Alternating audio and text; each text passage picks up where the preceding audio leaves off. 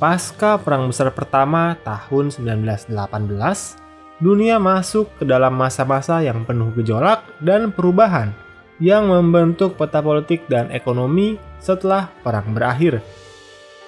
Uniknya, kondisi tersebut hanya bertahan 21 tahun, di mana Perang Besar Kedua pecah pada tahun 1939, di saat berbagai negara masih belum pulih. Namun muncul tokoh-tokoh dan gerakan ekstremis yang mampu membuat gebrakan yang menentukan masa depan dunia.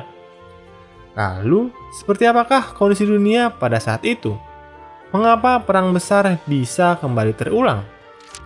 Periode ini dikenal sebagai periode interwar, di mana dimulai ketika Perjanjian Versailles ditandatangani pada 1919 dan bertujuan untuk menyusun tatanan dunia baru. Faktanya hal ini menjadi bencana bagi Jerman.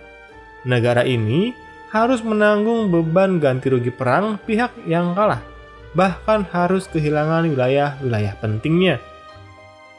Ya, kalian udah tau lah, kondisi kayak gini akhirnya menciptakan dendam di kalangan masyarakat Jerman, bahkan melahirkan seorang monster yang akan menjadi momok besar bagi sekutu dalam perang selanjutnya. Kondisi Jerman saat itu sangatlah berat. Ekonomi hancur dan inflasi melambung tinggi, menyebabkan rakyat kehilangan kepercayaan pada kepemimpinan pemerintah Republik Weimar. Hitler, yang populer dengan orasi-orasinya, mampu mengambil kesempatan dengan mendapatkan dukungan dari rakyat yang frustrasi. Nasionalisme Jerman kemudian tumbuh pesat dengan sentimen yang anti-sekutu dan anti-Versailles. Situasi yang berbeda dialami oleh para pemenang perang. Amerika Serikat dan sekutunya di Eropa memasuki masa keemasan di dekade 1920-an yang dikenal dengan Roaring Twenties.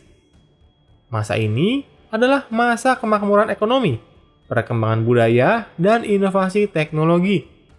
Jazz menjadi populer, bioskop berkembang pesat, dan revolusi gaya hidup terjadi di kota-kota besar seperti New York dan Paris. Namun semua itu berakhir secara dramatis ketika pasar saham Amerika Serikat runtuh di tahun 1929 yang dikenal dengan Wall Street Crash.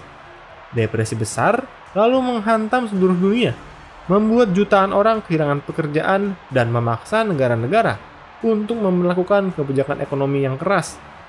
Eropa yang baru saja bangkit dari perang kembali tenggelam dalam krisis ekonomi. Untuk mengatasi hal ini, Amerika Serikat di bawah kepemimpinan Presiden Franklin Delano Roosevelt meluncurkan New Deal, sebuah serangkaian program sosial dan ekonomi yang bertujuan untuk menciptakan lapangan kerja dan memulihkan ekonomi Eropa. Reaksi yang berbeda pun terjadi di Eropa, di mana beberapa negara merespon dengan meningkatkan proteksionisme, sementara negara lain seperti Jerman dan Italia mulai meradikalisasi kebijakan politik mereka. Italia awalnya memang bergabung dengan pihak yang menang, namun setelah dirinya dikesampingkan oleh sekutu, Benito Mussolini dengan fasismenya muncul sebagai pemimpin yang mampu mengambil alih pemerintahan pada tahun 1922. Fasisme menawarkan solusi bagi rakyat Italia yang merasa dirugikan oleh perjanjian damai yang gagal memberikan keuntungan. Mussolini pun berjanji untuk membangkitkan kejayaan Romawi dan mempromosikan nasionalisme ekstrim yang menciptakan model pemerintahan otoriter dan menjadi inspirasi bagi banyak negara lain. Sejalan dengan itu, di Jerman, Adolf Hitler dan Partai Nazi berhasil meraih kekuasaan pada tahun 1933. Hitler memanfaatkan rasa frustrasi rakyat Jerman terhadap Perjanjian Versailles dan Depresi Besar dengan janji untuk membangun kembali kejayaan Jerman dan menciptakan Lebensraum bagi rakyat Arya. Ya akhirnya Jerman dan Italia ini akhirnya berteman baik. Wong pemimpinnya aja punya tujuan yang gak jauh beda kok. Sebenarnya dunia pun memiliki organisasi untuk menjaga perdamaian dunia, serta mencegah terjadinya kembali perang besar. Organisasi ini dikenal dengan Liga Bangsa-Bangsa. Namun organisasi ini terbukti tidak efektif dalam menghadapi konflik internasional. Ketika Jepang menginvasi Manchuria pada 1931, Liga Bangsa-Bangsa hanya bisa mengutuk tindakan tersebut tanpa tindakan nyata. Begitu pula saat Italia menyerang Ethiopia pada tahun 1935. Liga kembali gagal menegakkan hukum internasional.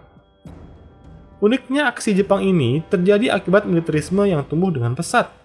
Kekuatan militer Jepang semakin kuat dan pemerintahan sipil semakin tunduk pada kehendak militer. Puncaknya, Jepang mulai menerapkan kebijakan ekspansionis dengan tujuan menguasai seluruh Asia Timur dan akhirnya bergabung dengan Jerman dan Italia dalam Perang Dunia Kedua. Terus gimana sama bangsa Eropa? Kok mereka diem aja sih kelihatannya? Dalam menghadapi ancaman dari Jerman, Italia, dan Jepang, negara-negara barat seperti Inggris dan Prancis lebih memilih kebijakan appeasement atau yang dikenal dengan penghindaran konflik. Salah satu momen yang paling terkenal adalah Konferensi Munich pada 1938, ketika Inggris dan Prancis menyerahkan wilayah Sudetenland di Cekoslovakia kepada Hitler dalam upaya menjaga perdamaian. Namun kebijakan ini pada akhirnya hanya menunda pecahnya perang yang tak mungkin terelakkan. Di sisi lain, Uni Soviet yang dipimpin oleh Joseph Stalin mengambil langkah berbeda. Stalin berusaha mengamankan posisi Soviet di Eropa dengan menandatangani Fakta Molotov-Ribbentrop dengan Jerman pada tahun 1939 yang menggemparkan dunia.